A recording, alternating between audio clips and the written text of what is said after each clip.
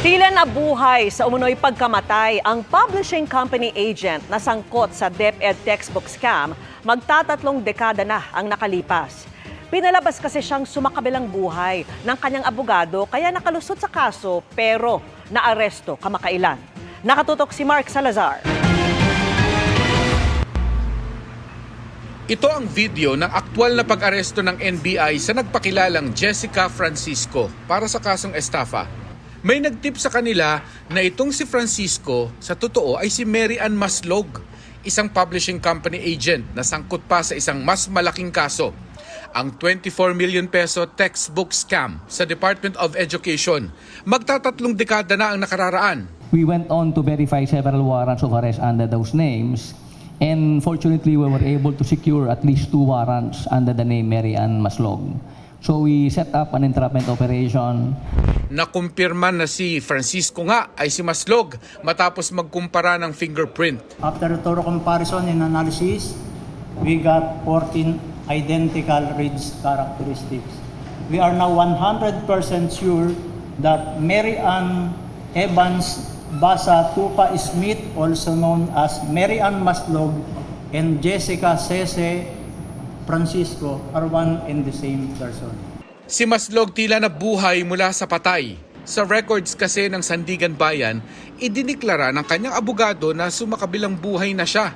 Kaya idiniklara na siyang patay ng korte at nakalusot siya sa kasong graft. Ang kanyang dalawang co-accused na DepEd officials napatawan ng parusang kulong na 10 taon dahil sa pamimeke ng dokumento ng Department of Budget para mabayaran ng kumpanya ni Maslog noong 1998. Naniwala ang Sandigan Bayan natin na she's already dead. Hindi na tinakel siya sa desisyon. Yun na lang dalawa, convicted yung dalawa. Illegal use of alias at falsification lamang ang kayang ikaso ng NBI kay Maslog. Kaya madali niya rin itong napiansahan. Pero Excuse me, I'm sorry. We will release her na. But eto, umabot. Bench warrant of arrest issued by the Sandigan Bayan. And there is no bail recommended. So we will hold her further.